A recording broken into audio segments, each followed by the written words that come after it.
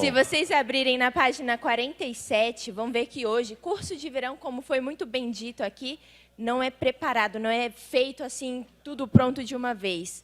Tem sempre alguém para trazer alguma coisa. E hoje, trazendo para a gente a temática, que está na página 47, panorama das religiões e da expressão das diferentes espiritualidades na cidade, ele, que é mestre em teologia pela PUC do Rio, que tem doutorado e pós-doutorado pela Pontifícia Universidade Gregoriana em Roma, professor convidado do programa de pós-graduação em Ciência da Religião da Universidade Federal de Juiz de Fora, Faustino Teixeira. Eu quero uma grande salva de palmas para o nosso convidado e assessor de hoje. Vem para cá.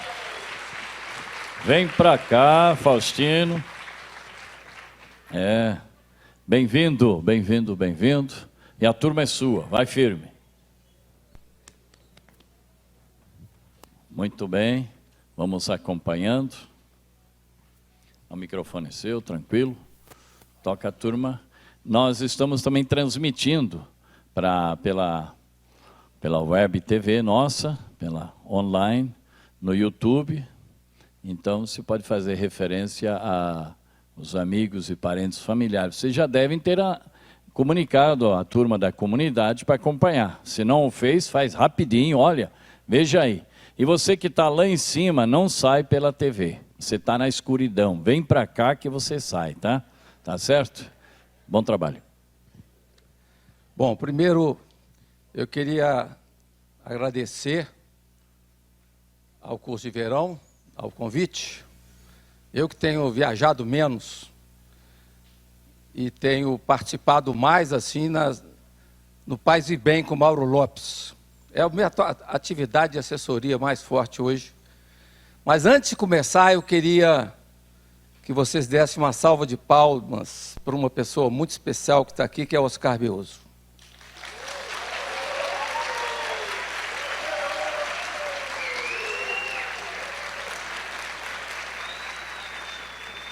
Esse moço, esse amigo querido de tantas décadas, Oscar Beoso, ele ressuscitou.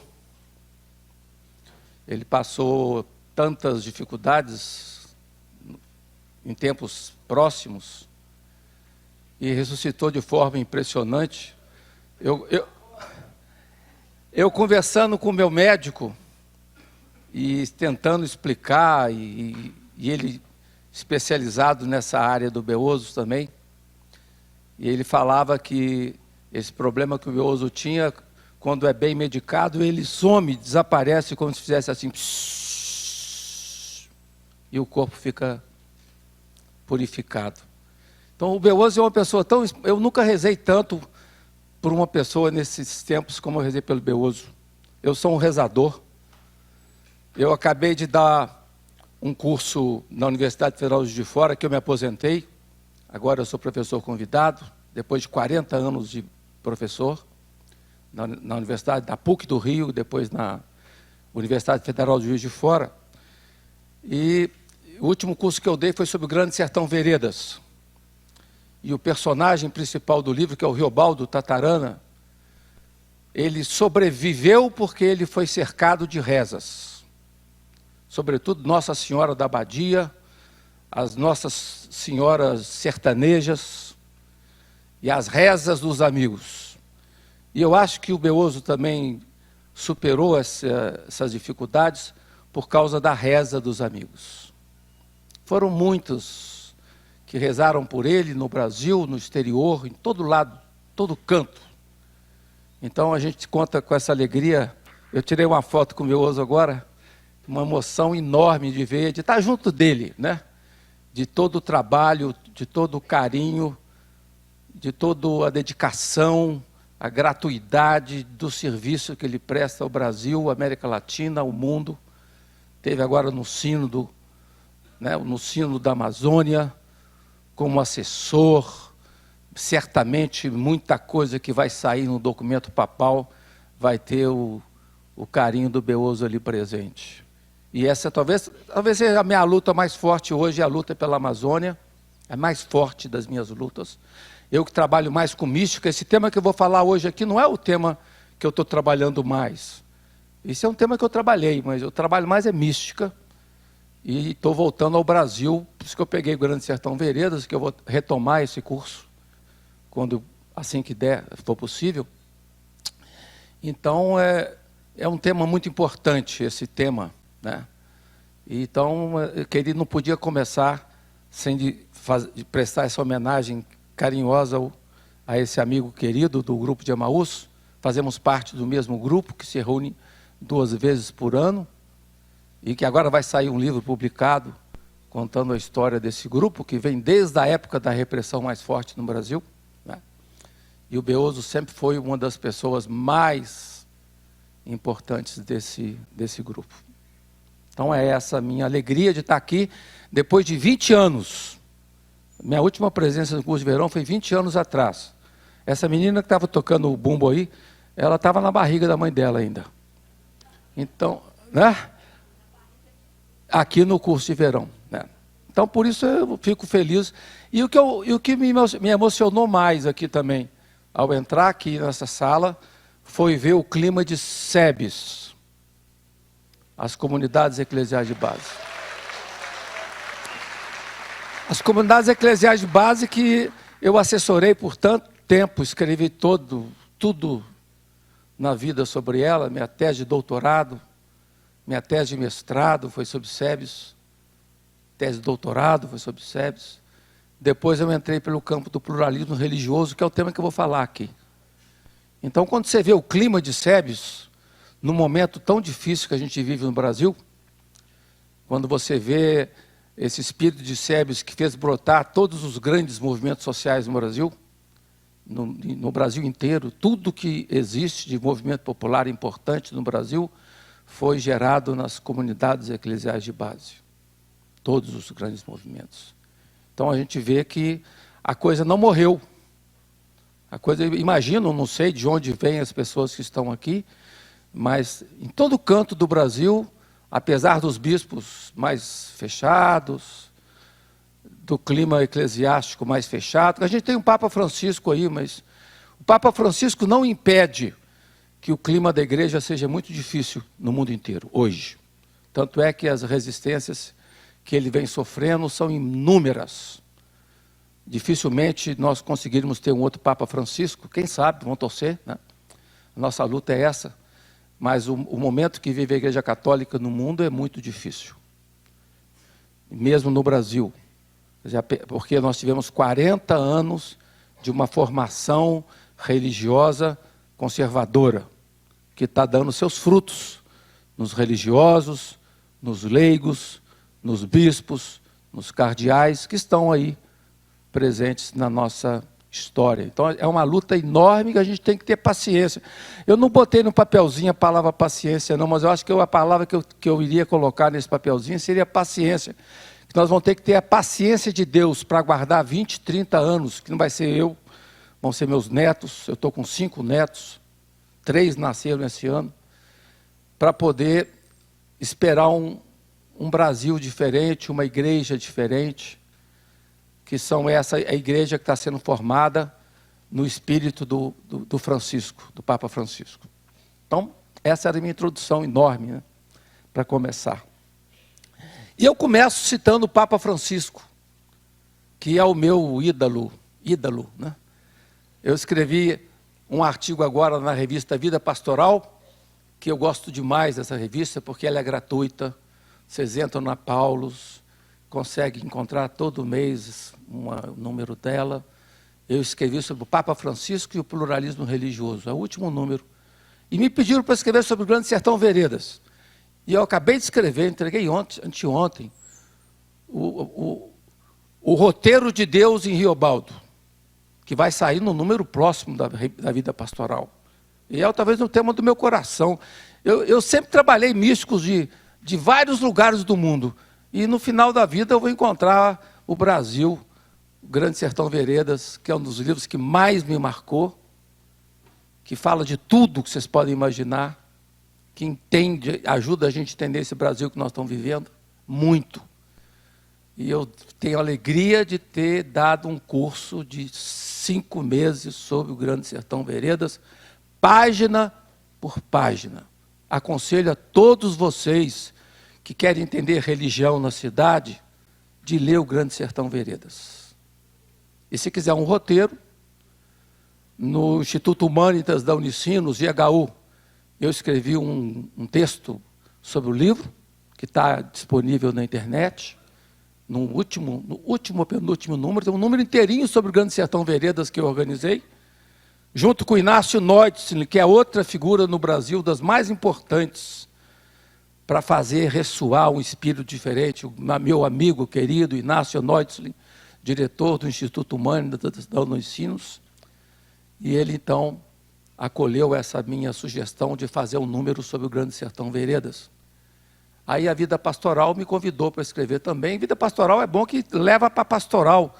A pastoral não está respirando muito ainda o clima de Grande Sertão Veredas, né? Assim, especificamente a literatura, né? Então é bom levar a literatura para as SEBs, para as pastorais, porque a literatura brasileira, né? Nós estamos com tantos autores fantásticos dessa literatura brasileira para ajudar a gente a entender. Então eu começo citando o Papa Francisco. Ele fala, num das suas encíclicas, a diversidade é bela. Essa é a minha tese. E que eu acho dificílimo entender isso. Foi falado aqui de manhã, né? Entender que a diversidade é bela é uma das tarefas fundamentais para nós. Aceitar a diversidade, reconhecer a diversidade, respeitar a diversidade. Se a gente quer viver de forma profunda e digna nesse mundo, a gente tem que respeitar a diversidade. E, sobretudo, no campo das religiões. Eu acompanhei as SEBs, muitos intereclesiais, escrevi um livro sobre os intereclesiais das SEBs, que eu adorei escrever, até o 10º intereclesial, do 1º ao 10º. E a gente foi aprendendo nas SEBs a respeitar a diversidade. Eu lembro do encontro das SEBs, que se falava de religiões afro, outro encontro que falava das religiões pentecostais. E a nossa tendência é atacar. Tendência, né? Da sociologia, é atacar o que não é a gente. Tem até uma música da SEBS que a gente cantava muito, que eu ficava irritado com ela, que cantava, né? Eu sou feliz, é na comunidade, eu sou feliz, é na comunidade. Eu não gostava dessa música, porque eu acho que a gente tem que ser feliz fora da comunidade também. A gente tem que estar feliz que fora da comunidade existe também a beleza, né? A beleza não está só na comunidade. E talvez uma das palavras mais perigosas que existem é a palavra identidade, convicção. Eu acho que a palavra identidade e convicção tem que ser trabalhada para não virar fanatismo ou não virar fundamentalismo, porque nós estamos vivendo um momento de muitos fundamentalismos. Na Igreja Católica, nas comunidades pentecostais e nas outras tradições religiosas também. Porque o tempo nosso não é o tempo da diversidade, é o tempo da identidade. Todo mundo defendendo o seu território, protegendo o seu território. Um sociólogo que eu gosto muito, Peter Berger, ele fala, bons muros fazem bons vizinhos. Então a gente se cerca de muros mais altos possíveis para poder acolher a comunidade. E eu acho que a gente tem que romper os muros. Né? O que significa pontífice? É o que faz pontes. Nós temos que fazer pontes. Conversar com o diferente. Se o pastor pentecostal, ele exerce a sua autoridade ministerial de forma autoritária, o fiel não. Então nós temos que defender os fiéis. E a importância da vinculação às comunidades diversas são fundamentais para o crescimento das pessoas. E eu aprendi isso muito no Grande Sertão Veredas. A gente tem que respeitar o diverso, né? Toda religião, o valor de toda religião, de toda convicção, isso é algo que a gente tem que entender, mesmo que determinadas atitudes de pastores ou de líderes religiosos, sejam autoritários, ou sejam voltados para outras perspectivas. Eu acho que a gente tem que entender a ligação dos fiéis com o Espírito, ou com os espíritos, ou com as energias. Isso é que faz as pessoas crescerem. Tão difícil crescer no mundo de ódios. Eu acho que o ódio talvez seja a nossa maior ameaça hoje, provocada por esse governo nosso que está aí, que difunde o ódio, que arma as pessoas, que convida a matar, a se defender com armas. E eu prefiro estar com Fernando Brant, quando ele diz assim, o meu revólver é o meu jornal. Quer dizer, o nosso revólver é o nosso jornal, os nossos livros, é o nosso pensamento. Nós não somos armados, nós somos amados. Então eu acho que é muito importante a gente aprender a lidar com essa ruptura do ódio. A grande mística que eu estudei, publiquei sobre ela agora num livro que eu escrevi, Eti Ilieson, morreu com 29 anos num campo de concentração de Auschwitz. E ela era a defensora do amor naquele campo do ódio. Então ela que mais me inspirou espiritualmente nesses momentos, nesses tempos. Então de mostrar o que? O amor vence o ódio. Né? Não deixar que o ódio tome conta. Aliás, o Lula tem falado muito isso, desde a experiência da prisão, né? Evitar que o ódio tome conta do nosso coração. E também o ódio no campo das religiões. Não ter ódio dos outros. Não ter ódio das religiões. A gente está vivendo, infelizmente, o Brasil, que é um país plural no campo das religiões, estamos vivendo experiências de ódio contra os outros, né? De destruição de terreiros, de condenação de lideranças religiosas de outras tradições, em função da identidade, dessa busca da identidade. Então, por isso que quando o Papa Francisco fala a diversidade é bela, ele está falando uma coisa muito fundamental. Então, nós vamos tentar compor o mapa das religiões no Brasil. Isso está no livro, não vou ficar muito preso demais ao meu texto, né? Mas tomamos hoje cada vez mais consciência de que o Brasil parece ter sido sempre muito plural. O Pierre Sanchis, que é outro grande antropólogo da religião francês, que trabalhou na Bahia, né? Fez a Missa do Morro, a famosa Missa do Morro, e que depois foi para Belo Horizonte, professor da Universidade Federal de Minas Gerais, e ensinou e formou muitos antropólogos nesse Brasil. E ele falava do som Brasil, para expressar as religiões. O som Brasil que é diversificado. Vivemos um país marcado por um som da diversidade. Apesar de sermos ainda muito cristãos. O Brasil é predominantemente cristão, embora não mais católico. O catolicismo não é mais a religião dos brasileiros, não é? O catolicismo é uma das religiões dos brasileiros. Você não fala mais assim, eu vou lá na igreja. Antes você falava assim, vou lá na igreja, era sempre igreja católica. Agora você não pode falar mais. Não é verdade? Porque você tem outras igrejas. Você vai ter que falar ali naquela igreja católica. Não pode falar mais a igreja, como se a igreja fosse expressão de todas as igrejas, né? Apesar do Ratzinger, que depois virou Bento XVI, falar que as comunidades evangélicas não são igrejas, são comunidades eclesiais. Igreja só católica. Sempre irritei com isso, né? E esse filme que está passando aí dos dois papas, o Leonardo Boff até fez um texto, né? Sobre o Papa, que eu gostei e não gostei, porque, de um lado não gostei, porque ele foi muito generoso com Bento XVI demais, né? Muito generoso demais. Bento XVI fez coisas muito violentas com nós teólogos, com as comunidades.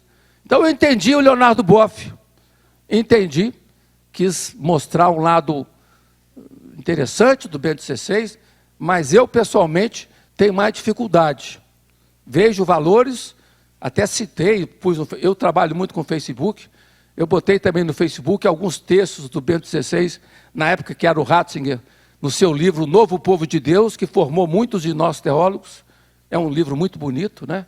Iniciação, introdução ao cristianismo também, mas depois foi se tornando um Rottweiler da fé. Aí fica mais difícil a gente... E lembro que quando o Papa Bento XVI foi eleito, no dia seguinte foi estampado no jornal uma frase do Leonardo Boff, que falava assim: vai ser muito difícil amar esse Papa. Não sei se vocês lembram, né? Então é interessante essa temperança do Leonardo em tentar ver esse lado positivo, que é um valor muito bom, né? De respeito à diversidade, de tentar ver esse lado positivo que o filme Os Dois Papas, do Fernando Meirelles, tentou mostrar. É claro que dando uma opção preferencial pelo Francisco. Nossa opção preferencial é sempre pelo Francisco. Então, o Brasil é um país marcado pelo som da diversidade. E é um país marcado pelo sincretismo. E sincretismo, vocês não tenham medo dessa palavra. Sincretismo é uma realidade que está presente em qualquer situação da experiência de identidade. Sempre que você entra em contato com outras culturas ou com outras expressões religiosas, você acaba absorvendo elementos dessas outras tradições. O cristianismo mesmo foi marcado pelo sincretismo, sempre. Onde o cristianismo pousou suas asas, ele aprendeu com a diversidade, não é? Aqui nós temos no Brasil a experiência linda das irmãzinhas dos Tapirapés, irmãzinhas de Jesus, né? Que tentaram aprender um cristianismo a partir da experiência dos índios e viver uma experiência missionária diferente, não o proselitismo, que é um veneno. Cada um tem o direito de expressar a religião que escolheu. Ninguém é obrigado a se converter a uma determinada tradição religiosa. Ninguém, aliás, ninguém quer se converter. A pessoa só busca converter quando o mundo dela ruiu. Já notaram isso? Você fala assim: eu quero me converter. Não existe isso. Você só quer se converter quando o seu mundo ficou abalado. Aí você fica disponível a uma outra tradição. Então essa disponibilidade é uma experiência do Brasil, e o sincretismo é uma forma de você envolver o diverso dentro da sua identidade. E o brasileiro é sempre assim. Eu lembro nas comunidades de base, o que o pessoal fazia? Não falava para o padre e nem para a irmã, mas levava os filhos para as rezadeiras, benzedeiras, sem nenhum problema. Não falava para o padre, não é? Mas você vivia a diversidade, você experimentava a diversidade de forma muito bonita, entendendo que, como diz o Riobaldo, quanto mais reza, menor o risco da loucura. Então a reza é uma defesa da doideira. Quando você está protegido por rezas, e quanto qualquer sombrinha me refresca, não é só uma tradição. Às vezes você recorre a tradições diferentes para compor sua identidade. Isso é o brasileiro, né? O Riobaldo é um exemplo claro. Ele não ficava só na reza da Nossa Senhora da Abadia, ele fez um pacto com o demônio. E precisou fazer o pacto com o demônio para poder vencer o inimigo maior dele. Então, às vezes, nós temos que fazer pactos com o demônio também. É difícil entender isso, mas é interessante, porque às vezes você tem que ter alguma estratégia para lidar nesse mundo tão diferente. Então, o campo das religiões do Brasil vem se transformando.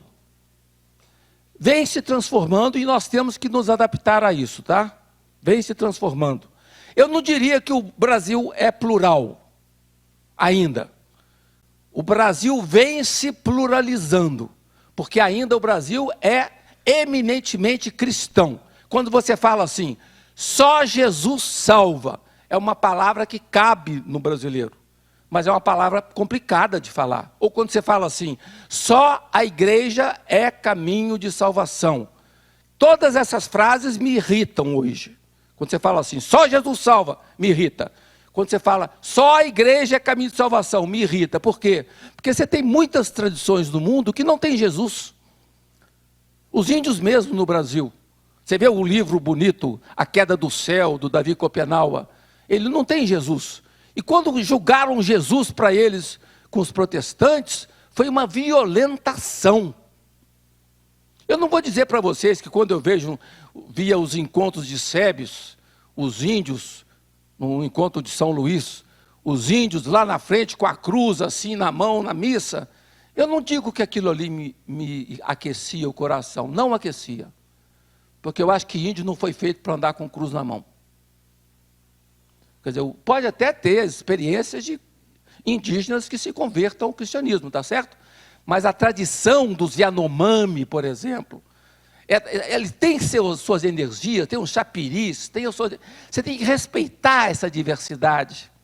Então você tem que ter uma sabedoria missionária de entender que o mais importante do que falar sobre Jesus é fazer com que a prática de Jesus, os valores de Jesus, se realizem na história. E não é simplesmente dizendo ou convertendo que nós vamos fazer valer os valores de Jesus na história. Está claro? É difícil, mas a gente tem que entender esse respeito profundo à diversidade. E nós estamos vivendo no Brasil hoje um massacre dos indígenas. O massacre dos povos originários. São os povos da nossa raiz. Então, quem trabalha com missões indígenas, e a gente vê hoje o CIMI com um trabalho lindo que faz, não é um trabalho evangelizador no sentido tradicional de conversão, é de fazer nova a humanidade. Isso é evangelizar. É isto. Evangelizar é fazer nova a humanidade. É fazer brilhar os valores fundamentais, como hospitalidade, cuidado, respeito, e aí vai, valores. Por isso que a gente fala de espiritualidade, diferenciando de religião. A espiritualidade é diferente da religião, porque a espiritualidade fala das qualidades da alma. Enquanto que a religião está marcada pela perspectiva da instituição, a espiritualidade está marcada pelas qualidades. Então nós temos que sermos testemunhas dessas qualidades, mais do que testemunhas de uma pessoa. Vamos ser testemunhas de uma pessoa como Jesus, na medida em que ele expressa para nós qualidades que são fundamentais para a experiência humana. Então isso é o elemento que aparece para nós. Então nós temos um país, Brasil, marcado pela presença cristã hegemonicamente. São mais de 90% de cristãos no Brasil. Isso é muita coisa. Então a diversidade ainda está longe, mas ela está começando a ser tecida, né? Por exemplo, com a presença do espiritismo, que já é a quarta, primeira, segunda, terceira, quarta expressão religiosa no Brasil. Primeiro é o católico, mas os católicos já estão chegando perto dos 55% da declaração de crença. 55%. No Rio de Janeiro e algumas regiões da Baixada Fluminense, os evangélicos já passaram os católicos. Já passaram.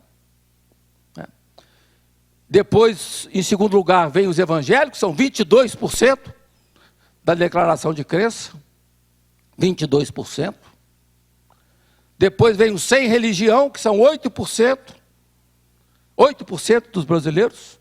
Sem religião não significa ateu, tá? Nem agnóstico. O que é sem religião? São aquelas pessoas que não se enquadram nas instituições. Não se não se alegram. Eu também posso falar de mim, viu, gente? Que eu não sou um misseiro, não. Eu sou um rezadeiro. Eu sou um rezador, mas não sou um misseiro. Porque muitas vezes eu vou na missa e volto menos espiritual. Eles falam que Roma é a cidade que tem mais fé, porque todo mundo que vai lá deixa um pouquinho da fé. Né? Então, ou seja, às vezes eu vou, eu e minha mulher temos uma experiência de ir à missa às segundas-feiras, porque a gente adora o padre Dondes, grande padre, grande biblista, ele tinha que ser bispo, Dondes, grande amigo. Então eu falei, Dondes, eu vou à missa segunda-feira, escolhi segunda-feira, porque ali eu me sinto bem, naquelas homilias mais curtas, bonitas. É tão importante fazer uma homilia curta, né, gente? Fazer celebrações de 1 hora, não 1h30, 2, 3. Que você saia dali rejuvenescido, espiritualmente potencializado. Às vezes eu fui à missa ali no Rio Grande do Sul, numa igreja, e onde que era a cidade? Canela. A igreja bonita de Canela, a catedral. O padre jovem, padre negro jovem, devia ter 30 anos, ele passou a missa inteira atacando os espíritas. A missa inteira. Então, como é que você pode sair enriquecido espiritualmente? Ele não fez boa, mas não fazer boa teologia é um traço comum no Brasil. Infelizmente, né? Eu dei muitos anos aula para seminaristas, porque às vezes muitos seminaristas no Brasil não querem ser missionários, eles querem ter paróquias. Ter paróquias, ter um bom carro e evitar de ficar pensando muito em comunidade. Então, por isso que eles não querem estudar teologia muitas vezes.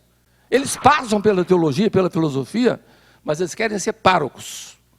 Aí vão comprar os seus investimentos nas mais lindas boutiques eclesiásticas, né? Suas meias, sapatos e clergymans. Né? Então, infelizmente, nós temos essa situação que vai se mudando. Porque aí entrou na julgada uma pessoa que não estava sendo prevista, que chama Papa Francisco, que faz de novo a opção fundamental de voltar à narrativa evangélica. Ele não fala de encíclicas, ele não fala de direito canônico, ele não fala de catecismo da igreja, ele fala de Jesus e das narrativas dos discípulos. Então ele está trazendo de novo a igreja para o mundo dos pobres, dos desabrigados, dos que sofrem. A opção fundamental está lá no número de Puebla, né? Jesus escolhe os pobres, porque são pobres. Então essa perspectiva de Francisco, de voltar à narrativa evangélica, é fundamental. Então, voltando aqui ao que eu estava falando antes. Então, nós temos um campo brasileiro que começa a se diversificar. E quando você fala que tem 8% de sem religião, então, são pessoas que desacreditaram das instituições. E essas pessoas crescem, sobretudo na juventude. É muito difícil você fazer a juventude gostar das nossas celebrações, das nossas homilias, das nossas missas. Eu mesmo com meus filhos tenho dificuldade, agora meus filhos já estão mais velhos, mas eu tentei educar valores, que são as coisas fundamentais. Mas muita gente no Brasil perdeu o encanto com as suas instituições e vão buscar o mistério de outras formas, através de grupos, comunidades de vida, não necessariamente religiosas, né? Experiências espirituais ou práticas espirituais como yoga, tai chi chuan, ou experiências de retiros, mesmo que não sejam budistas, mas retiros influenciados pela tradição budista, meditação. Então, muitos sem religião estão vinculados a isso. Não é que as pessoas não creem em Deus. Não são ateias. São pessoas que não gostam da forma como o mistério vem apresentado nas suas instituições. Estão desencantadas com as instituições. Esse talvez seja um desafio muito importante, mesmo aqui para o CESEP. Como captar essas energias, essas pessoas que se desencantaram, né? Não necessariamente para trazer para o mundo católico. O Dalai Lama sempre falou isso. Você não tem que trazer as pessoas para a sua religião. Você tem que fazer com que as pessoas vivam honestamente, com honradez. Por isso que eu gosto tanto do Gilberto Gil.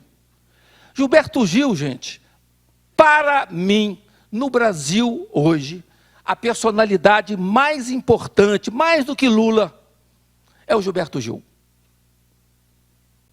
O último disco dele, Ok, Ok, Ok, e a música Ok, Ok, Ok, ele fala, o mais importante para nós é ter uma alma nobre, independente de filiações. Ficam cobrando do Gilberto Gil que tem que ser isso, tem que ser aquilo. Ele, cansado disso, dessas cobranças, ele escreveu essa música para falar que ele quer ser livre. Livre. E o importante para as pessoas não é ser X, Y, Z, é ter a alma nobre, a nobreza da alma, a honradez. E se a gente quer fazer alguma coisa importante na vida para as pessoas, é que elas sejam nobres, sejam honradas, possam dar um testemunho de honestidade no mundo marcado pela lógica do mercado. Então, quando consumismo, então sempre ter pessoas honradas, honestas, simples, a simplicidade são traços fundamentais para essa perspectiva. Falaram que eu ia ser atravessado em determinados momentos por música, não é isso? Então vamos com a música aí. Nesse intervalo eu fui pegando alguns papeizinhos que estavam ali, muita coisa bonita. Eu quero só sublinhar algumas, tá? Que são importantes nesse nosso momento que a gente vive. Uma que fala teimosia. Importante a teimosia. Que está ligado também à resiliência, outro papelzinho. Temos que ser resilientes. O Riobaldo, do Grande Sertão Veredas, ele fala muito isso, né? A gente cai, mas a gente levanta. Isso. A gente cai, mas a gente levanta.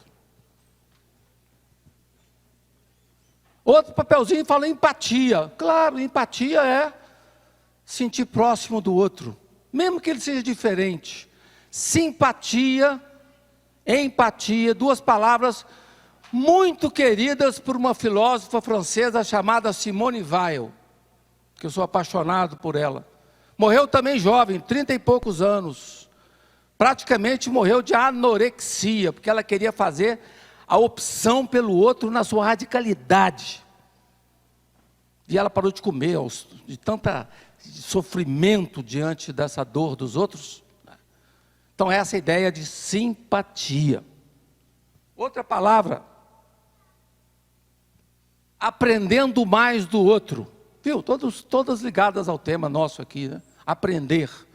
Talvez a coisa mais importante para nós hoje é escutar. Escutar o outro. Um pequeno gesto de escuta salva uma pessoa. Eu vi um documentário recente, que eu aconselho demais a vocês, chamado Eu Mais Um, feito pela Eliane Brum, que é uma jornalista do El País. Escreve textos grandes, muito longos, mas muito fortes. E das maiores revoltas dela é com Belo Monte. Então ela fez um documentário onde um grupo de psicólogos de São Paulo, liderados pelo Christian Dunker, foram, através de recursos conseguidos na internet, foram para Altamira, que é a cidade mais violenta hoje do Brasil, e foram escutar o sofrimento daquelas pessoas que foram expulsas das redondezas de Belo Monte e que vivem nas periferias de Altamira.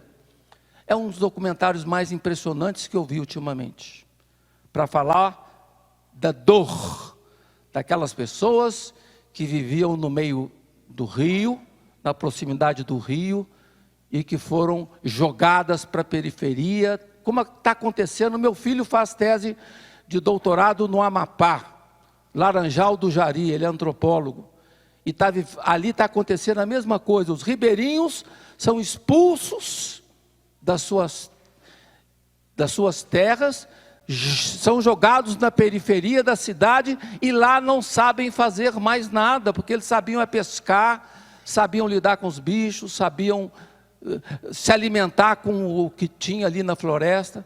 Então essa situação de expropriação está acontecendo muito, e esse vídeo mostra isso de forma muito importante para nós, o que vem acontecendo hoje no nosso país.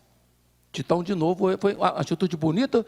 O Christian Dunker vocês devem conhecer, que ele aparece muito ali no 247, no Paz e Bem, é um dos grandes e fala muito bem, e trabalha justamente sobre a dor, a angústia, a ansiedade, o sofrimento. A depressão é a doença mais violenta hoje no Brasil, uma das mais fortes. A falta de encanto, de horizontes. Então, a gente tem que estar atento e se proteger. Por isso que eu falo das rezas, né? Você tem que se proteger para poder conseguir levar a vida com alegria. Eu gosto sempre de usar, eu botei no meu papelzinho a palavra alegria, né? Ter alegria. O Gilberto Gil também fala de alegria o tempo todo nas músicas dele, alegria.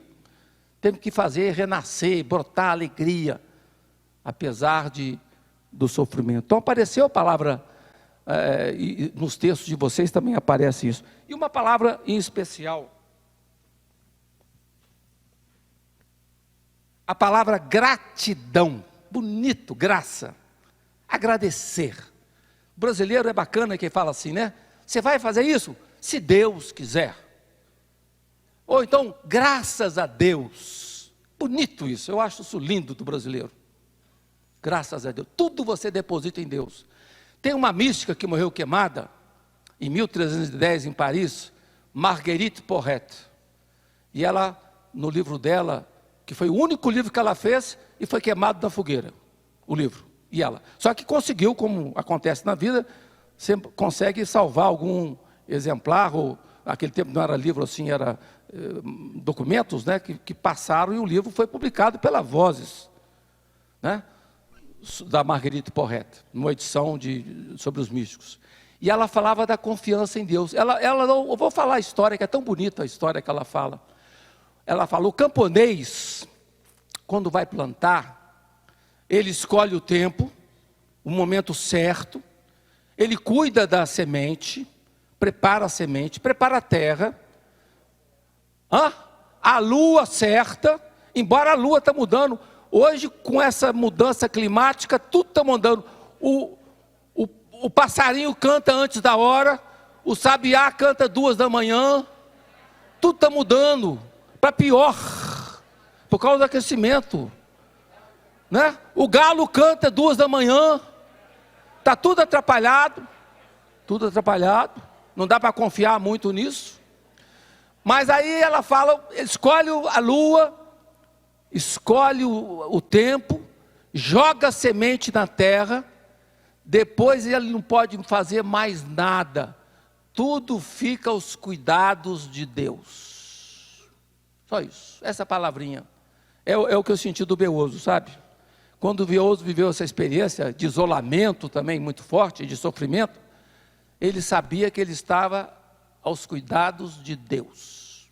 Por isso que eu acho essa expressão, se a gente puder falar sempre isso, eu estou aos cuidados de Deus, ou de deuses, ou do mistério, ou do nada, né? Tem religiões que não falam em Deus, como o budismo, não fala em Deus por respeito talvez, porque o budismo fala, se você encontrar Buda, mate-o, Porque você não pode encontrar, você tem que buscar, você tem que ser um buscador. Ninguém pode encontrar nada. O Papa Francisco também falou isso, né? Ele falou o seguinte: se alguém acredita em Deus com muita certeza demais, tem algum problema. Porque tem que ter dúvida. Os grandes buscadores da fé, como Moisés, como Abraão, eles tiveram muitas dúvidas. Então, quando a gente tem dúvida, vocês fiquem tranquilos que vocês estão no caminho bonito da fé. Então, a fé envolve dúvidas. A fé envolve dúvidas, não envolve certezas. As certezas acabam provocando dogmatismos, fanatismos. A dúvida faz parte do caminho. O meu grande místico ideal de cabeceira, que é Thomas Merton, que morreu eletrocutado, imaginem, com 50 e poucos anos. Ele falava: eu não sei quem eu sou, eu não sei para onde estou indo, mas eu imagino que Deus esteja perto de mim e que o meu caminho será feliz. Eu acho que é bonito isso, né? Você ser esse mar de dúvidas. Nossa caminhada é marcada pelas dúvidas, então não tenhamos medo ou sofrimento de ter dúvidas na nossa caminhada, porque faz parte. O Riobaldo, que é o meu personagem do Grande Sertão, ele foi sempre marcado por dúvidas. E me disseram aqui que quando eu falei que a gente tem que fazer pacto com o demônio, causou muito tumulto na Assembleia. Mas eu falei citando o Riobaldo, porque o Riobaldo, ele falava: ninguém consegue atravessar o liso do Sussuarão, só alguém atravessou, que é o Hermógenes, que fez o pacto com o demônio. Então sopraram no ouvido dele: ó, o Hermógenes é pactário, está com o corpo fechado. Então, com toda a religiosidade plural do Riobaldo, ele resolveu ir lá na encruzilhada, meia-noite. Lá na encruzilhada, e chegou no meio da encruzilhada, conseguiu ter energia para falar, para chamar o demo: Satanás! Satanás! E não apareceu ninguém. Só apareceu o vento e o friume, aquele frio, mas não apareceu ninguém. Mas ele imaginava assim: a única forma de eu atravessar o liso do Sussuarão e enfrentar esse inimigo terrível que ninguém consegue vencer e que mata todo mundo com ódio, é fazer alguma coisa diferente. Então ele vai na encruzilhada, à meia-noite, passa um perrengue desgraçado ali, de sofrimento, e quando foi amanhecendo, orvalhando, ele foi sentindo que ele estava diferente, que ele estava possuído por um jeito diferente de ser, por uma nova razão. Isso não significa que era o demônio. Quer dizer, ele enfrentou o mal, ele enfrentou o mal, de cara a cara, sozinho. A Diadorim quis acompanhar ele, e ele falou assim: não, Diadorim, a aguinha tem que gruguejar sozinha. Às vezes a gente tem que ficar sozinho. Então ele foi sozinho, fez a experiência ali na encruzilhada e saiu renovado, fez uma iniciação. E depois dessa iniciação, ele atravessou o liso do Sussuarão com a maior alegria, sem ninguém conseguir fazer isso, e conseguiu, na batalha final de Tamanduatão, conseguiu vencer o seu adversário, Hermógenes. Mas mesmo assim, manteve na sua vida a ambiguidade. Outra palavra importante é a ambiguidade. Nós sempre seremos marcados pela ambiguidade. Você não pode dizer que a pessoa é totalmente boa ou totalmente má. Todos nós temos o nosso lado ranzinza. Todos nós temos os nossos lados de bondade e temos os nossos lados de maldade, todos nós, porque o demônio habita o nosso íntimo também. O mal está dentro da gente. Você tem que fazer tudo possível para ele não aparecer, tá certo? Mas todos nós somos habitados pelo ódio.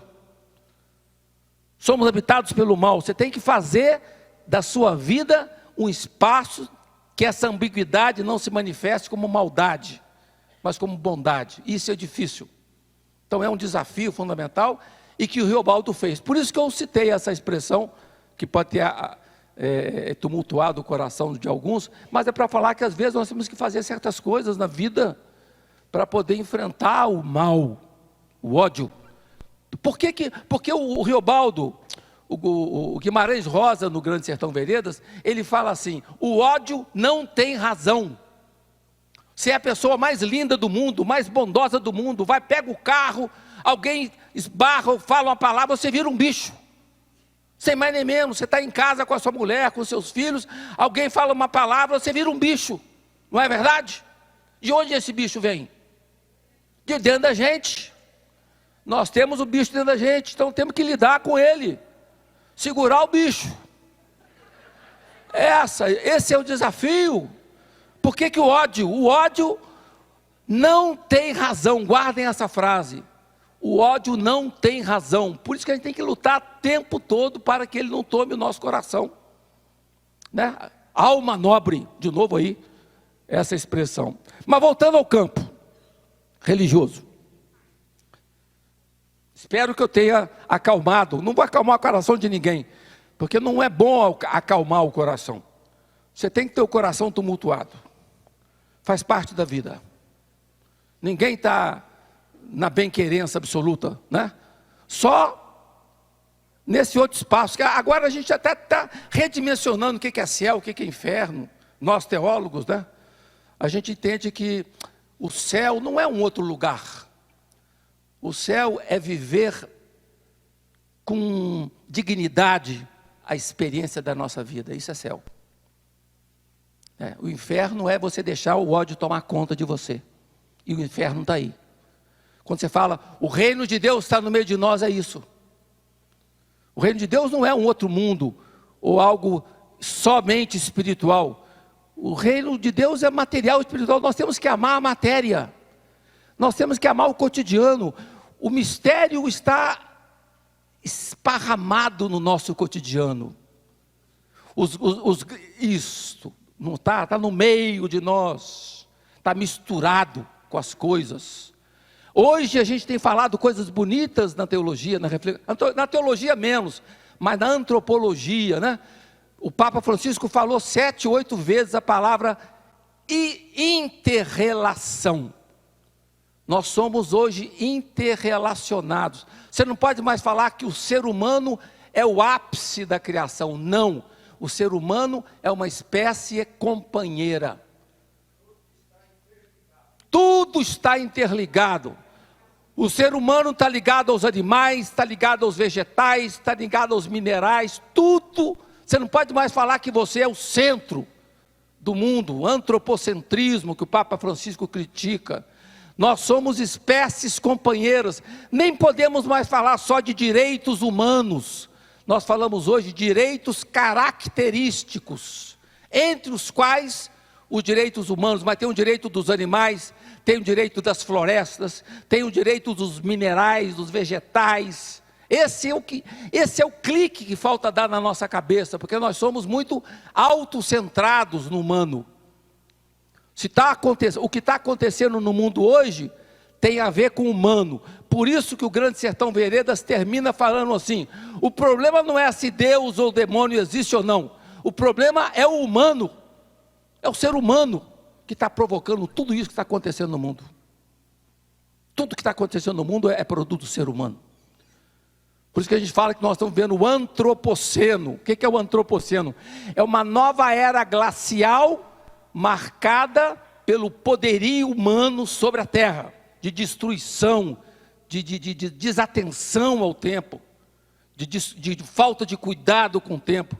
Uma das coisas que eu mais falei, eu escrevi no livro da espiritualidade do Lula, e eu falei assim: Lula, só faltava falar isso, Lula, pelo amor de Deus, enquanto você está preso aí, estava preso, pense na Amazônia, o nosso território, a dificuldade que se tem de pensar na Amazônia, nos índios, na questão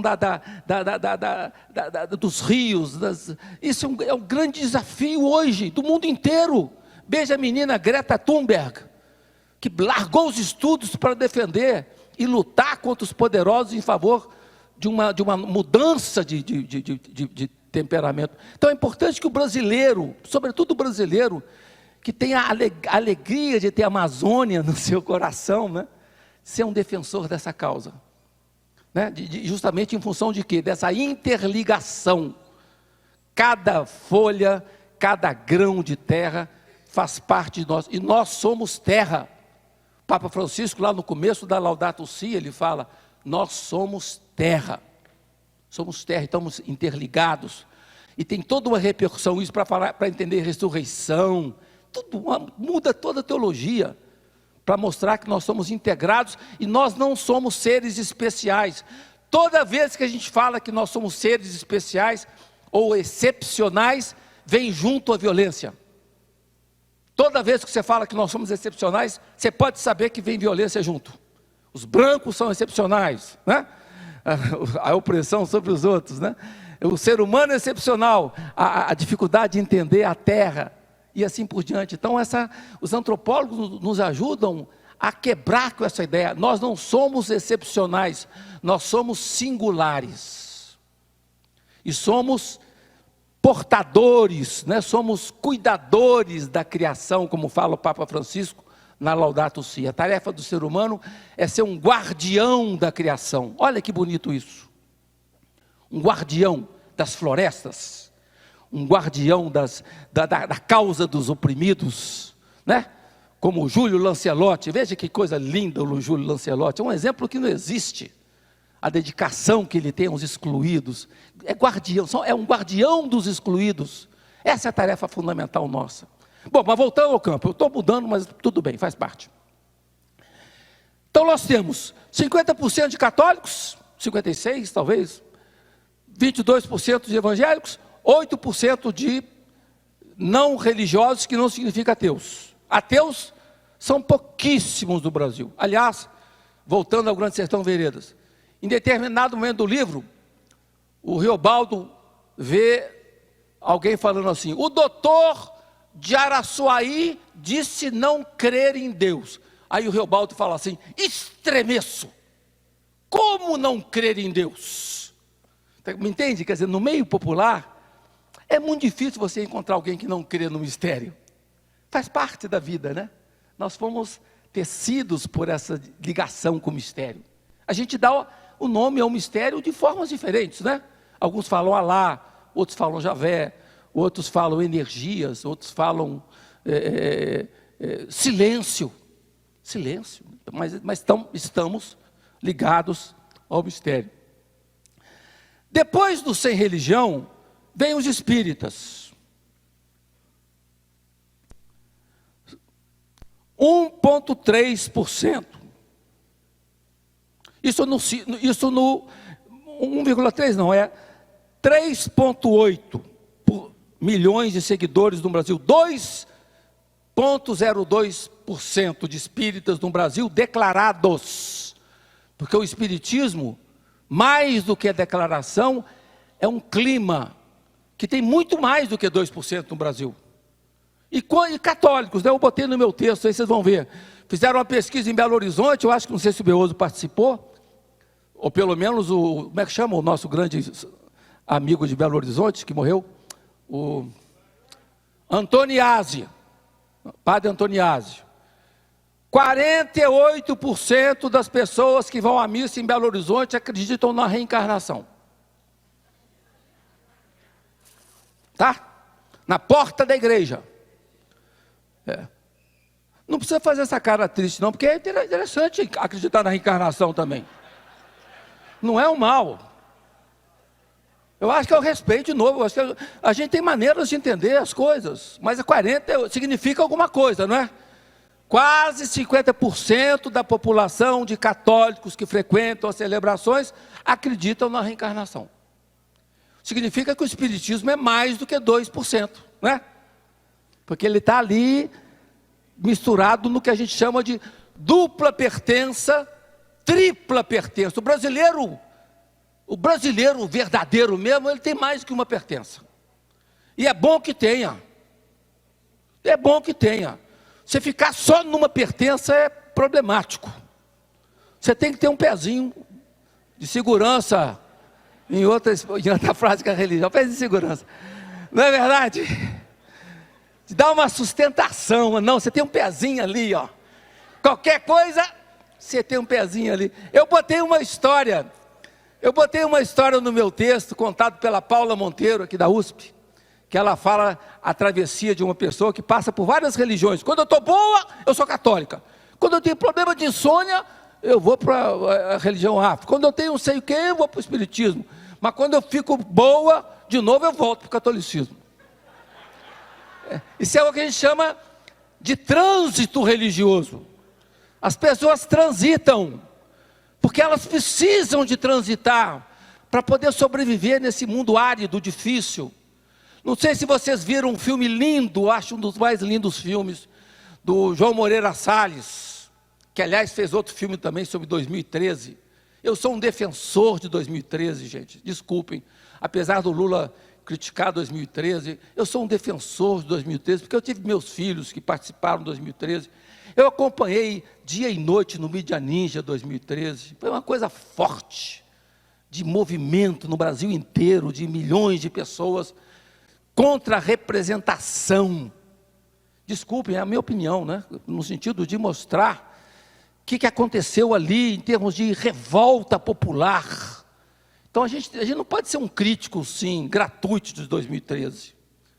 2013 tem muitas sementes que nós não entendemos ainda. E se a gente não entende muito, vamos ficar quieto um pouco para entender, para poder elaborar uma teoria sobre 2013 e não simplesmente falar que 2013 foi a porta de entrada da ditadura. Eu acho que é errado falar isso. Então acho que, pelo menos na minha visão, eu acompanhei de perto.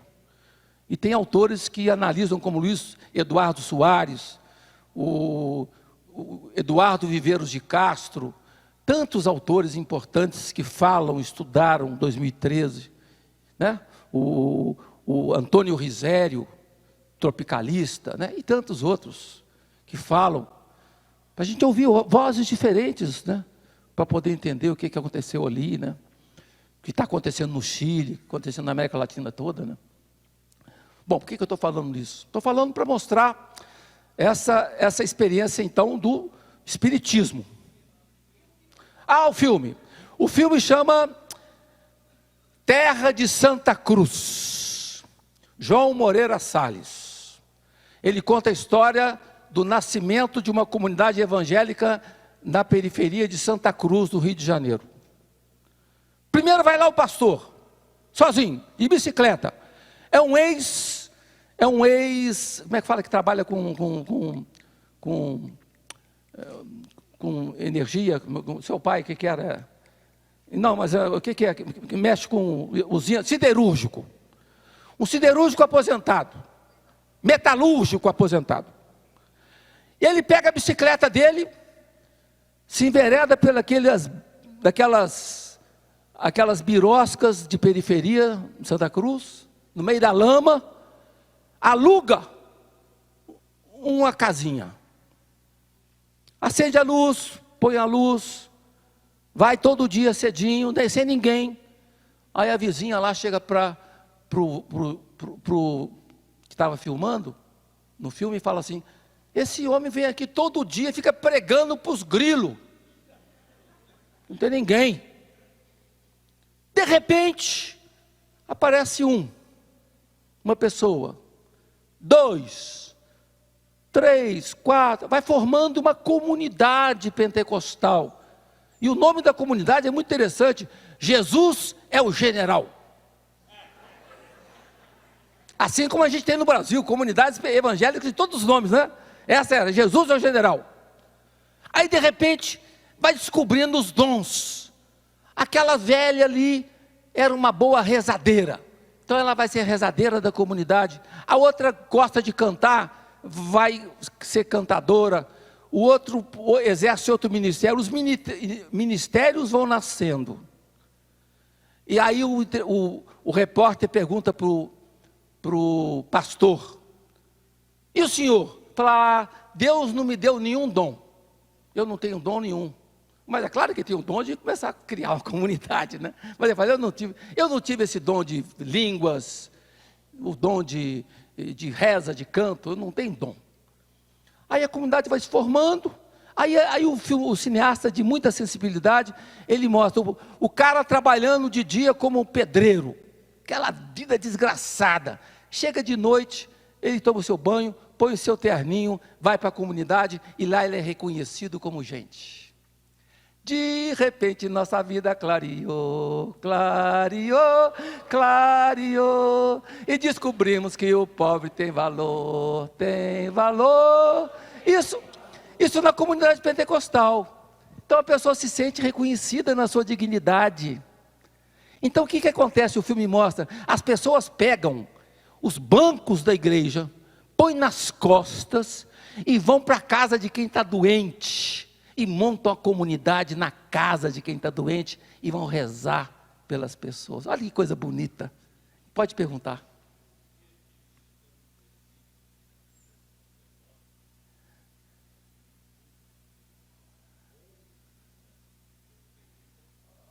Sempre quem vem são os pastores. Mas então o filme mostra o quê? A delicadeza de uma comunidade pentecostal. Então, e ali começam os batizados. Não mostra a questão de intolerância, que também tem, em toda religião tem intolerância, tá? Em toda tradição. Mas mostra a dignidade que a experiência de fé favorece na vida das pessoas. Aliás, então, ou seja, a religião como encantamento do mundo. Então você não pode chegar e criticar os pentecostais, sem mais nem menos, porque para muitas pessoas individuais, para fiéis individuais, é uma experiência que está salvando vidas de alcoolizados, de drogados, de separados, que se reconquistam a dignidade a partir de uma experiência espiritual. Isso que eu queria chamar a atenção para nós, né? Então, voltando ao quadro. 2% de declarantes espíritas, embora o espiritismo esteja permeando a comunidade. Você vê as novelas, os romances, né? Chico Xavier é uma figura fantástica. Uma vez aquele jornalista do Globo tinha um programa de televisão, me chamou no Rio para falar sobre Chico Xavier. Eu fui com alegria. Porque Chico Xavier tem um catolicismo também dentro dele. É um espiritismo catolicizado. E que tem uma atração impressionante o Chico Xavier. Então esse respeito a essas lideranças, né, religiosas, como o Chico Xavier e outros, é importante para nós que somos católicos, por exemplo, saber reconhecer a dignidade de lideranças, né? De lideranças, como por exemplo a mãe Estela de Oxóssi, que morreu, agora entrou substituta dela, mãe Menininha de Gantuá, são figuras, são lideranças. Uma vez eu fui no Carnaval da Alma, lá em Campina Grande, tem todo ano, Carnaval da Alma, porque todo mundo alternativo ia para lá. Campina Grande fechava todos os anfiteatros da cidade, eram dedicados ao mundo alternativo. E eu fiquei no hotel lá, porque os católicos, quando iam, ficavam na casa do bispo. O bispo Dom José Fernandes, que foi o grande no nome da SEBS de Vitória, ele foi para Campina Grande, então ele abria o congresso e fechava o congresso. E lá tinha tudo diferente. Sentava na mesa no hotel para conversar com as pessoas, eu era o mais estranho, porque todo mundo já tinha visto o disco voador, vida extraterrestre, todo mundo. E eu lá... E o que estava mais perto de mim, em termos de pensamento, era o Hare Krishna, que virou um grande amigo meu, Lokashak Siddhasa. Depois foi fazer ciência da religião em Juiz de Fora, hoje é doutor em ciência da religião. Ele é o Leonardo Boff dos Hare Krishna, do Brasil. Então eu me aproximei do Lokashak, e para entender aquele mundo. O Marcelo Barros também, que vai falar aqui, ele também foi mais de 1 ou 2 ou 3 encontros, tem todo ano, é no Carnaval. Talvez é interessante vocês fazerem essa experiência e ir lá para conhecer o mundo alternativo, da medicina alternativa, da visão alternativa, das religiões alternativas, né? E o catolicismo é um em meio de tantas diversidades. Campina Grande, carnaval, chama Encontro da Nova Consciência. E o apelido é Carnaval da Alma. Porque o carnaval puxa todo mundo para João Pessoa. Campina Grande fica esvaziado. Então eles fizeram um evento que atrai gente do Brasil inteiro. É aberto. É aberto. Pode ser. Diz. Participou várias vezes. Então.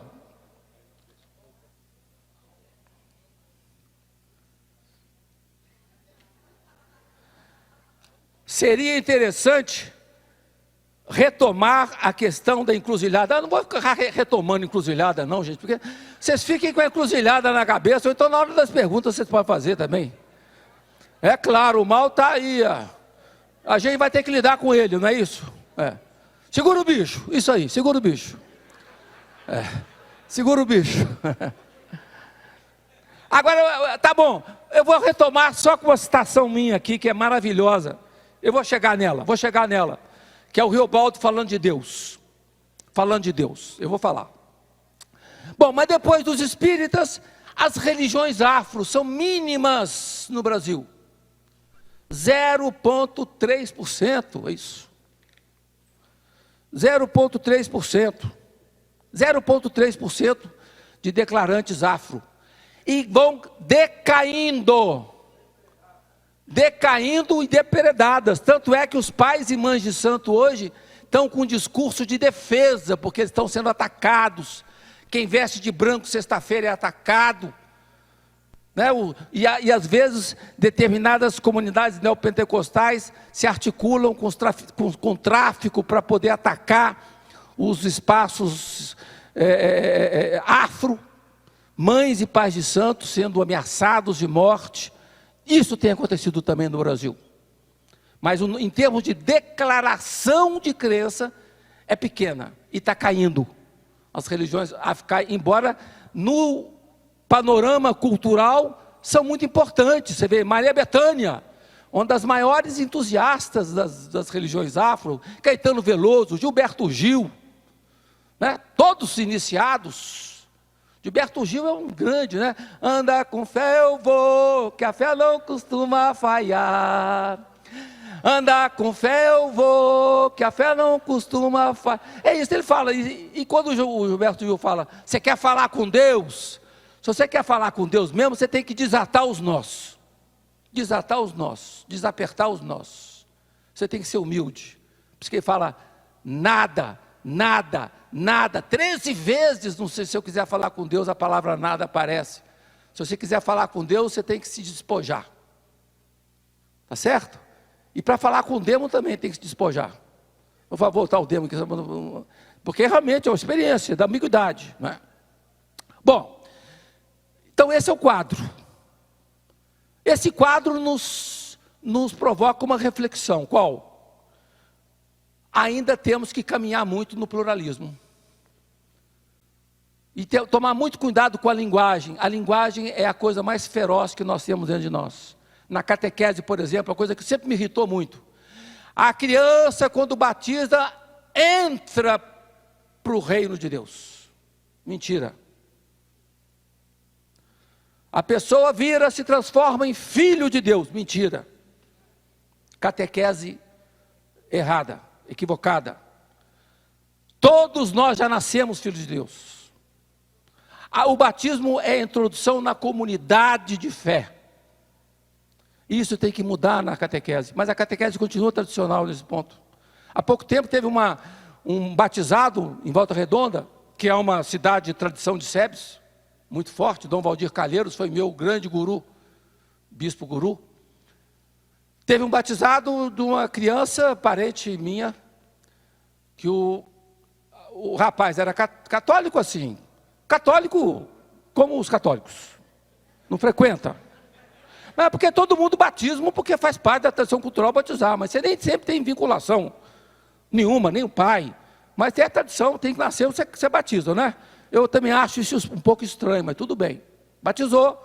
Só que a mulher do rapaz era budista. Os pais budistas. A família foi lá na igreja, budistas, e o catequista e o ministro, que nem foi padre, que presidiu a cerimônia, fez um discurso totalmente anti-diversidade. Acabou com o espírito. Isso é muito triste. Se respeitar a tradição budista que está ali, aquela comunidade ali, cheia de parentes alegres, foi aquela água fria. Isso agora, em poucos meses. Então essa coisa tem que mudar. Quer dizer, eu lembro que meu filho, quando ia fazer catequese, lá no Rio de Janeiro, na comunidade do Rio Comprido, do Clodovis Boff. Clodovis Boff, meu grande amigo, professor, teologia da libertação, mas a catequese era tradicional. O que os meninos tinham que fazer? Tem que chegar todo domingo, chegar meia hora antes da missa, assinar o documento lá que está na igreja, e vai ter que ter tantas assinaturas, você me entende? Fica uma coisa burocratizada.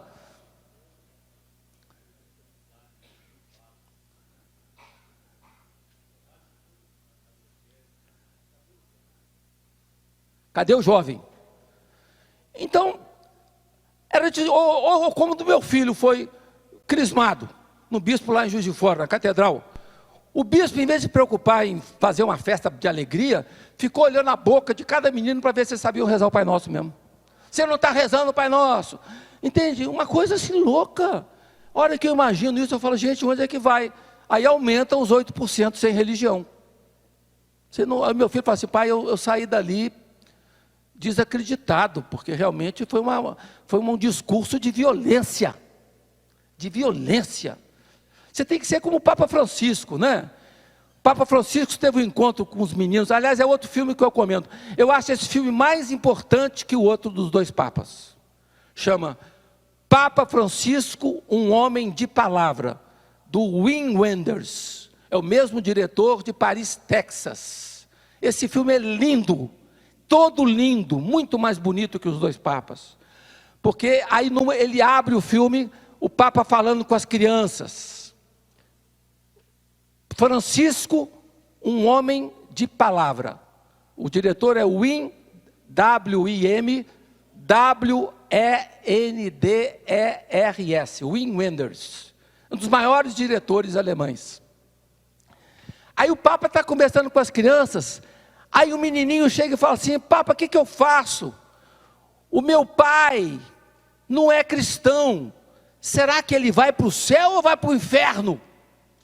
Aí o Papa fala assim, não tem, todo mundo é recebido com carinho nos braços de Deus. Essa é a catequese, me entendeu? Quer dizer, essa visão bonita do Francisco falando para as crianças, por isso que ele é admirado onde ele vai, né, justamente por ter essa sensibilidade interreligiosa, né, interser, para poder respeitar essa diversidade. Então é um aprendizado para nós, e eu acho que o curso de verão tem que beber isso cada vez mais forte, fortíssimo. Se eu tenho uma sugestão para um curso de verão, é essa questão do interser, essa questão da interconexão, um curso de verão sobre a interconexão, para ajudar todo mundo a entender que nós estamos ligados a tudo. Olha que beleza de mística que a gente tem que beber.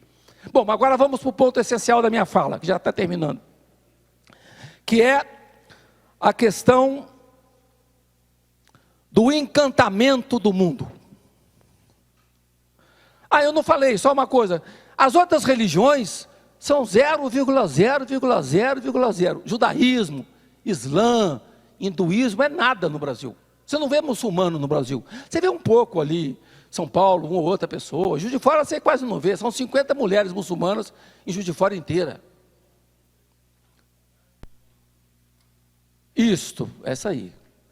Então, as outras tradições são mínimas no Brasil. Você vai em algumas regiões do sul, você ainda vê muçulmanos, para poucos. Então ainda é agora talvez com a vinda dos imigrantes, né, que estão saindo da Síria, fugidos e tudo mais, que o Brasil está acolhendo, vai aumentar um pouco esse segmento, né, por exemplo, islâmico. Islamismo no Brasil é nada. É muito pouco, apesar das comunidades islâmicas falarem que há mais de 1 milhão. Não há. O censo é bem preciso para mostrar que é pequeno ainda essa questão. Mas vamos ao encantamento do mundo. Cito o Riobaldo, tá? Começo citando o Riobaldo, do Grande Sertão Veredas. Muita religião, seu moço. Eu cá não perco ocasião de religião. É isso que tem que ser, tá? Eu cá não perco ocasião de religião. Se tem uma religião perto, você bebe daquela aguinha. Você bebe de toda a água. Ele fala aqui, né? Como é que ele diz? Eu cá não perco ocasião de religião. Aproveito de todas. Bebo água de todo o rio. Uma só para mim é pouca. Talvez não me chegue. Essa frase é citadíssima. Lá no começo do Grande Sertão Veredas. Ou seja, como mostra uma antropóloga paulista aqui, Paula Monteiro, da USP, as fronteiras religiosas vão perdendo sua consistência. As fronteiras. E hoje você falar também de pertença religiosa é complicado. Quer dizer, qual que é o seu pertencimento? Se você perguntar a um pentecostal qual que é o seu pertencimento, se você for ver o histórico dele, 2 anos atrás ele era outra coisa.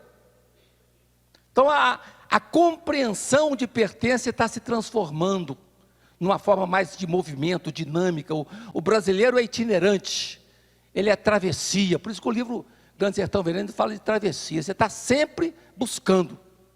Nós somos buscadores do mistério. E nos enquadramos melhor onde o coração bate mais tranquilo, né? Onde você vive essa experiência com mais tranquilidade. Aqui é a frase que eu ia falar para vocês. Da pesquisa da Paula Monteiro, aliás, do Fernando Brumano, 1987. Ele fala o seguinte, a pesquisa, tá? Todas as religiões são boas, mas cada qual para uma ocasião. Para alguém que não tem problemas na vida, a melhor é a católica. Para quem não tem problema na vida, a melhor é a católica. Para alguém que tem problema financeiro, a melhor é dos crentes. Porque eles se ajudam como irmãos e visitam. Um crente fica doente e vai ter visita, tá? O católico nem sempre. Vai ter visita no hospital, vai ter acolhida, vai ter... Depois, para os que sofrem de enxaqueca, a melhor religião é o espiritismo. Se Deus deixar, quando se está completamente curado, aí volta para o catolicismo. Essa é da pesquisa da Paula Monteiro. Achei muito fantástico isso aqui, né? Está no texto aí. Então essa relação com os santos, com as energias, com os espíritos, é que faz o povo brasileiro. O Roberto da Mata, que é um antropólogo que escreve no Globo atualmente, mas mudou muito, mas ele sempre me ajudou muito para entender a minha tradição. Tem um livrinho dele chamado Os Caminhos que Levam a Deus. O Brasil que faz o Brasil, é o título do livro dele. O Brasil que faz o Brasil. O Brasil com B minúsculo, que faz o Brasil com B maiúsculo.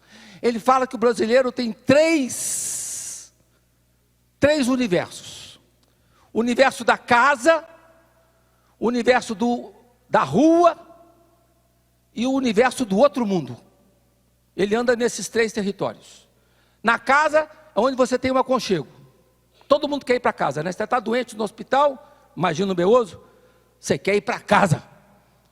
Isso aí é um tipo ideal, porque tem casas que são violentas, onde a criança apanha do pai, da mulher, do padrasto, isso tem os feminicídios, né? Isso é dentro de casa. Aliás, o Riobaldo fala do Grande Sertão, as maiores violências são feitas por quem está mais perto de você. Gente, olha o ódio aí, olha o demo, né? As maiores violências que acontecem são feitas com pessoas próximas. abuso sexual, você nem imagina o que vai explodir nesse mundo de abusos sexuais em colégios, em casas religiosas, em educandários. Isso está começando a aparecer. No Brasil não apareceu ainda, mas a história é violenta. Essa história é violentíssima. E alguns filmes já estão mostrando isso, né? No Chile, imagina no Chile o que aconteceu. E alguns filmes, um filme chamado O Muro, sobre a questão da pedofilia no Chile, é fortíssima, né? Você vê quantos bispos foram recriminados pelo Francisco em função disso. Na Irlanda, naqueles colégios, né? Ou naqueles colégios de freiras que elas eram violentadas pelos religiosos e tinham que matar as crianças, né? As superiores escondiam que está sendo... Como é que chama o filme? Agnus Dei, o filme violento, né? Bom, mas eu não sei porque eu estava falando disso, por alguma razão. A casa. Então a casa é o lugar do aconchego, mas nem sempre. Porque a casa também pode ser um espaço de violência. Mas normalmente o tipo ideal casa é aconchego. A rua é onde você busca a vida, dinheiro. Busca o dinheiro. Então é o lugar você tem que trazer dinheiro para casa. Na rua. Mas além da casa e da rua, você tem um outro mundo, que são os espíritos. Quem é que não tem um santuário? Eu tenho um oratório no meu quarto. E cheio de santo, tem Buda, tem Krishna, adoro Krishna. Krishna é bonita. A criança Krishna é bonita porque ela abre a boca. A mãe da Krishna abre a boca dela assim, olha a boca, vê o mundo inteiro dentro da boca. Olha que coisa linda, que imagem bonita do hinduísmo, né? Do jovenzinho Krishna. Aquele filme maravilhoso, como é que chama? Jodha Akbar, que conta a história de um príncipe muçulmano que se casa com uma princesa hindu, e que a princesa exige, a única coisa que ela exige dele é que ele respeite a religião hindu dela, e ela mantém um santuário dentro do castelo muçulmano, e canta para Krishna. Coisa linda, e é uma artista maravilhosa. Jodha Akbar, que chama o filme. Então, casa, a rua e o outro mundo. O brasileiro está cercado pelo outro mundo, de todos os caminhos, de todos os lados. Todo mundo tem o seu oratório em casa. Aliás, um texto maravilhoso do Oscar Beoso, um dos mais lindos textos de religião popular que eu li. Irmandades, santuários e capelinhas de beira de estrada. Que ele fala a violência que essa religião popular sofreu no Brasil. E o único lugar que a romanização não entrou foi dentro de casa. Todo mundo manteve seu santo lá. E se você está indo bem, o santo está bem. Se você não está indo bem, você põe o santo de cabeça para baixo. Você tira o menino Jesus do santo, você afoga o santo, você joga o santo pela janela. Isso é brasileiro. Você conversa com o santo. Eu fui em Juazeiro, numa assessoria, eu só não fui ainda em Bom Jesus da Lapa, estão me chamando para ir, eu estou com muita vontade de ir, mas eu não sei se eu volto vivo, porque Bom Jesus da Lapa é o lugar mais forte de religião no Brasil, mais forte, de mais espiritualidade, de mais energia vulcânica espiritual. Mas eu fui em Juazeiro, e eu fiquei impressionante em Juazeiro, as pessoas conversam com o Padre Cícero, na rua, em todo lado, xingam o Padre Cícero, brigam com o Padre Cícero, falam com o Padre Cícero. O Padre Cícero está em todo lugar. Então esse é o Brasil. Esse é o Brasil. E você tem os crentes que falam com os espíritos, você tem os espíritas que falam com os mortos, e assim por diante. Os católicos que visitam as Nossas Senhoras, que saem para cá, aparece ali, volta para outro canto, não é verdade? Você tem o Santo Daime, que você vê o pé de Nossa Senhora, o joelho de Nossa Senhora, entende? Não é? Você tem, ou seja, o brasileiro está envolvido por essa semente, por essa malha das energias espirituais. Isso é que eu chamo de mundo encantado. Não tem como você entender o brasileiro sem essa ligação, porque é essa ligação que o mantém vivo, que mantém firme seu universo. E eu vejo isso a cada momento, em todo lugar que eu vou, eu vejo essa forte ligação que o brasileiro tem com as religiões, né? E é muito, muito forte. Um dos livros que eu mais gostei, que eu li ano retrasado, até na Meríndia, me chamaram para falar na Meríndia um tema, eu julguei o tema de lado e fui falar sobre a queda do céu do Davi Copenaua. Não sei se já foi falado aqui no curso de verão. Esse é um livro fantástico para entender o que é o mundo dos povos originários. O Davi Copenaua está vivo, é um grande, eu tirei foto com ele há pouco tempo, então é quase que no meu santuário que eu guardo essa foto. Ele e o Ailton Krenak são duas lideranças fantásticas do mundo indígena no Brasil. E ele falando então dos chapiris. Você corta uma árvore, você corta uma samaúma na Amazônia, você corta a comunicação com os espíritos. Quer dizer, cada árvore que você... Para nós não, cortar árvore é uma maneira de manter o seu jardim bonito, porque está jogando folha, está atrapalhando. Essa é a nossa visão pobre, né? Sujeira.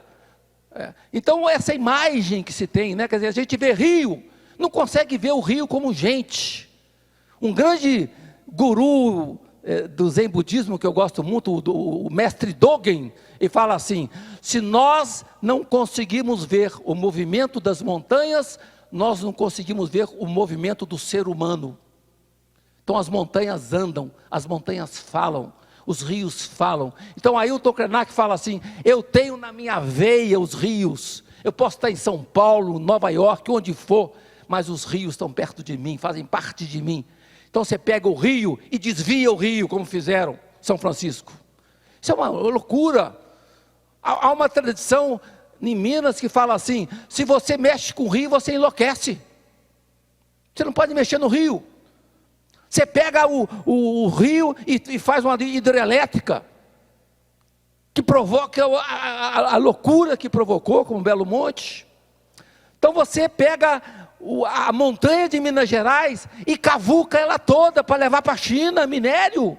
Você não consegue ver o morro como beleza, como vida. Então essa é a crítica que se faz, né? Então quando você vê Sobradinho, e Congonhas, você passa em Congonhas indo para Belo Horizonte, você está no meio do risco maior daquelas barragens todas que tem ali em Congonhas do Campo. Não.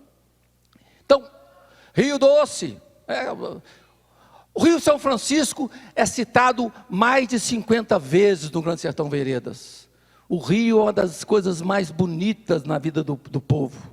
Quem tem o rio por perto, a alegria de ter o rio por perto. E quando você vê o rio ser maltratado, é como se maltratasse você de forma pessoal. Então é esse encantamento que está presente na realidade brasileira e que faz também o brasileiro fazer bricolagens, interrelações. Daí o sincretismo. O sincretismo faz parte da tradição brasileira, porque o sincretismo, todo encontro de culturas provoca a experiência do sincretismo. E o sincretismo enriquece a sua identidade. Uma das coisas que eu aprendi com o meu orientador de pós-doutorado, Jacques Dupuy, que foi punido pela igreja também, um dos últimos punidos no Vaticano, na época do Ratzinger, ele falava uma coisa assim: quando você entra em contato com uma outra tradição religiosa, se você está atento para escutar, você é capaz de perceber elementos inéditos da experiência de Deus que você não capta na sua tradição. Olha que beleza. Então, se você busca se relacionar com as comunidades originárias, ou com as comunidades evangélicas, ou com as religiões afro-brasileiras, você é capaz de captar dimensões de Deus, do mistério, que você na sua tradição não consegue captar. Eu tinha um professor em Roma que dava aula de kimono, ele era zen budista, e ele falava claro assim: eu só aprendi determinadas passagens da Bíblia depois que eu comecei a fazer o zazen, que é a meditação sentada. Eu não percebia antes. Então, ou seja, a outra espiritualidade te ajuda a captar dimensões da sua identidade. Então esse é o convite que eu deixo para vocês, terminando a minha fala. O grande convite é: vamos tentar buscar com todas as nossas energias, primeiramente, ouvir a diferença, escutar a diferença, antes de julgar, vamos escutar o que o outro tem a dizer, seja ele quem for, como faz tantos missionários. Eu sou um vibrador com os missionários que estão aqui no Brasil. O meu, talvez, maior santo no Brasil, missionário, é o Dom Erwin Kreutler, que está no Xingu, não é? O grande Dom Erwin. Eu acho o Dom Erwin uma pessoa fabulosa. Então, vamos tentar ouvir a diferença, antes de julgar, antes de dizer uma palavra, e para aprender a crescer na nossa experiência de fé. Eu acho que esse é o grande desafio que fica para nós. Quem sou eu para julgar? É uma grande expressão que Francisco disse no avião. Foi no avião, a respeito dos homossexuais, né? Uma ousadia impressionante. Naquele momento eu dizia aquilo, né? Que quem sou eu para julgar a diferença? Eu acho que o mundo fica muito mais bonito se a gente é animado por esse som Brasil. Muito obrigado. Valeu, obrigadinho.